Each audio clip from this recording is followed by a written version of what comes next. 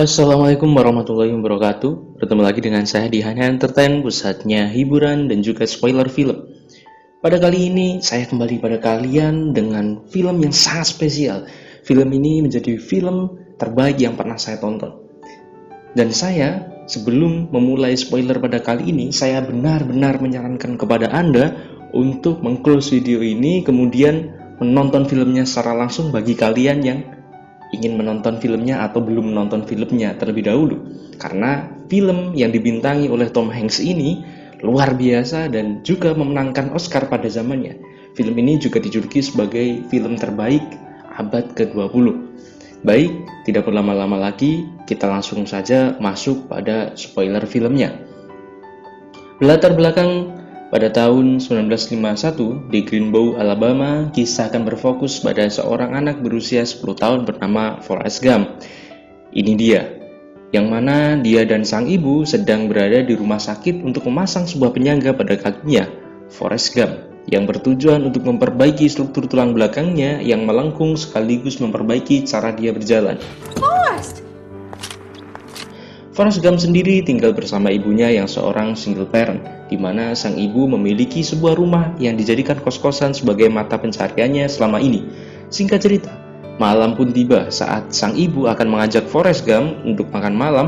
Ternyata dia tidak ada di kamarnya dan rupanya sedang berada di kamar salah satu penghuni kos, di mana Forrest tengah asik menari dengan diiringi petikan gitar oleh seorang pemuda penghuni kamar tersebut. Dan pemuda itu adalah sosok penyanyi legendaris yang memiliki julukan The King of Rock. Siapa lagi kalau bukan Elvis Presley. Kalau kalian termasuk anak old school yang lahir di tahun 80-an sampai 90-an, pasti sering dengar salah satu lagunya yang berjudul Can't Help Falling in Love. Intinya, Forrest ini memiliki kontribusi besar atas karirnya Elvis Presley. Apa itu? Silahkan searching di YouTube, ketik Elvis Presley, Dancing, yang mana nanti akan dimunculkan tarian ikonik yang ternyata terinspirasi dari tarian Forrest Gump dengan penyangga di kakinya. Ya, walaupun ini hanya cerita fiktif. Yang perlu diketahui bahwa Forrest Gump ini ternyata adalah seorang anak yang IQ-nya di bawah rata-rata. Forrest Gump ini memiliki IQ yang hanya 75, sehingga sang ibu harus berjuang untuk mencari sekolah yang mau menerima Forrest menjadi muridnya. Dan akhirnya sang ibu menemukan sebuah sekolah yang mau menerimanya dengan cara merayu kepala sekolah dan mengundang sang kepala sekolah tadi langsung datang ke kamarnya, lebih tepatnya di kamar sang ibunya. Ngapain? Ya, silahkan tanya pada Socrates. Di hari pertama sekolah, Forrest pun bertemu dengan seorang gadis kecil bernama Jenny. Ini adalah anaknya, yang akhirnya mereka berdua menjadi sahabat yang baik. Seperti kisah drama pada umumnya, Forrest mendapat bullying dari teman-temannya di sekolahnya.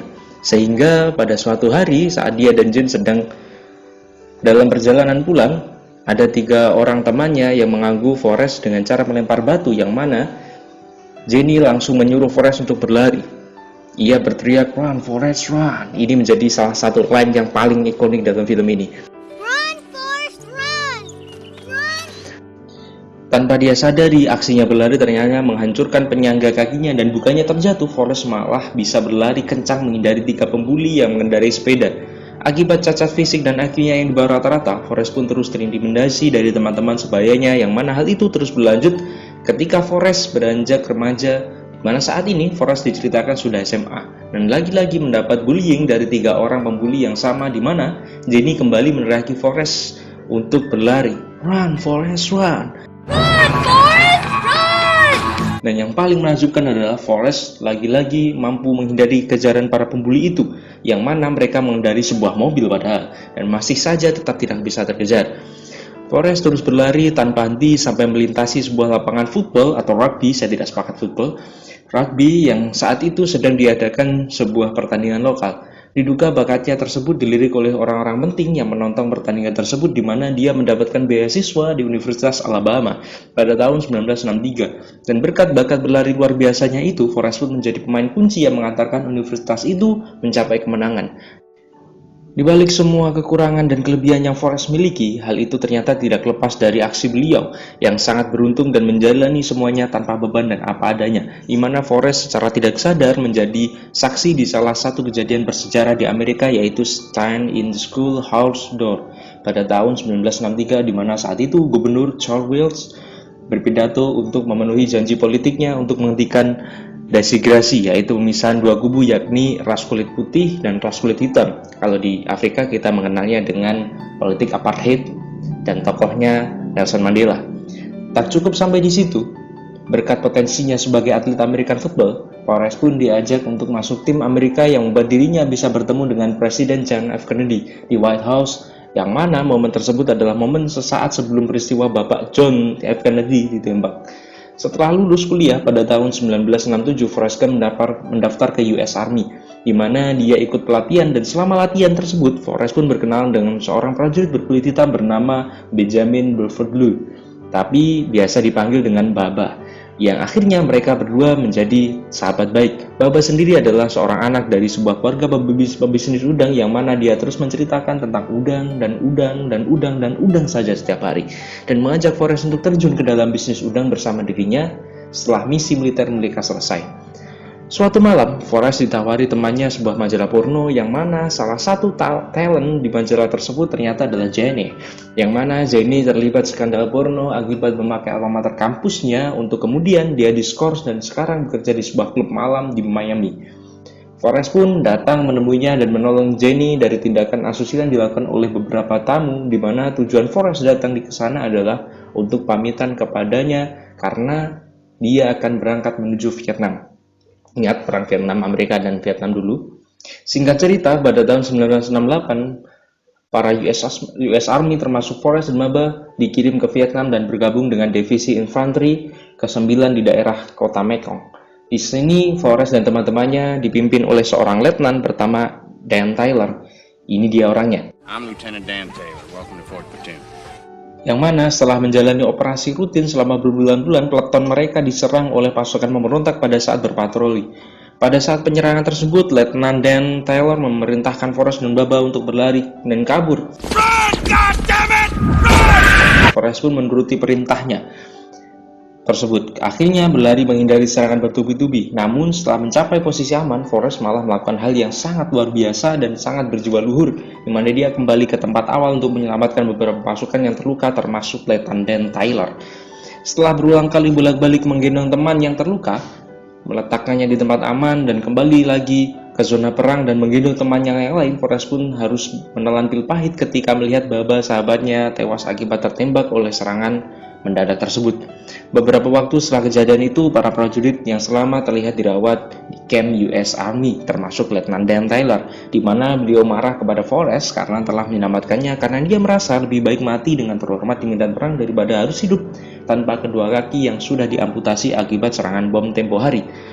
Masih di US Army Force, ya, Forrest diajarkan bermain pingpong atau tenis meja, yang mana Forrest langsung bisa memainkannya. Karena walaupun Forrest ini memiliki IQ di bawah rata-rata, Forrest ternyata memiliki daya fokus yang jauh lebih tajam daripada orang-orang normal. Karena seperti yang dikatakan sahabatnya, Forrest hanya harus memperhatikan kemana bola itu bergerak, dan dia benar-benar melakukan hal itu dengan sangat-sangat baik.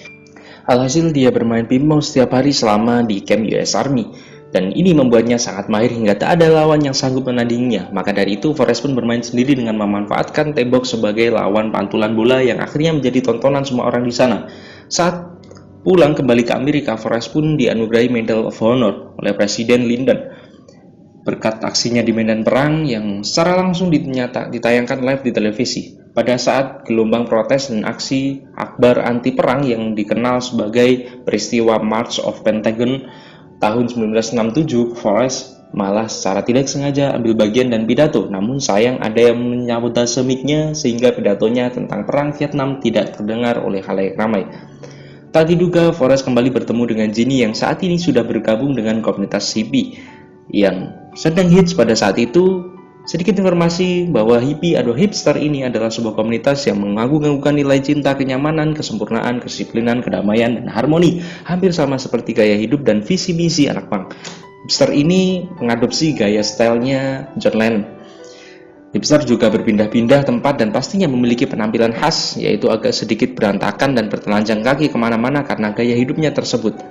Jenny akhirnya harus berpindah-pindah dan harus berpisah lagi dengan Forrest Gump untuk kedua kalinya. Setelah itu, Forrest pun terus mengembangkan bakatnya bermain pingpong hingga saat ada orang penting yang melihatnya dia diikutsertakan dalam sebuah turnamen yang berlokasi di Tiongkok dan menjadi selebriti terkenal. Berkat pengalamannya menginjakkan kaki di Tiongkok, Forrest pun diundang dalam sebuah acara talk show karena terkenal yang saat itu menjadi tontonan khalayak umum, yakni Didi Kempot Show di New York, di mana Forrest bisa duduk bersebelahan dengan bintang tamu lainnya yang sangat legend, yaitu John Lennon. Setelah acara tersebut, Forrest pun bertemu kembali dengan Letnan Dan Taylor setelah berpisah cukup lama, yang kini Letnan menjadi pemabuk berat dan sakit hati terhadap negaranya sendiri. Lieutenant Dan! Sempat simpati dan ingin membantu beliau. Dari keterpurukannya, Forrest nampak tidak bisa berbuat banyak. Setelah melewati serangkaian kejadian luar biasa itu, Forrest akhirnya dibebas tugaskan secara resmi dari kemiliteran dan pulang kembali ke rumah ibu tercintanya di Alabama. Tak terduga, di rumahnya ada banyak sekali barang-barang kiriman berupa bat pingpong, papan namanya, serta foto dirinya di beberapa produk yang ternyata itu adalah endorse dari sebuah perusahaan berkat popularitasnya di turnamen Tiongkok. Tak hanya itu, Forrest pun mendapatkan hadiah uang sebesar 25 juta US dollar atau sekitar 350 juta rupiah, yang mana sebagian uang itu diberikan kepada Baba sahabatnya. Dan tak lupa, Forrest juga mengunjungi makam Baba untuk memenuhi janjinya perihal bisnis udang yang direncanakannya saat itu. Luar biasa orang ini.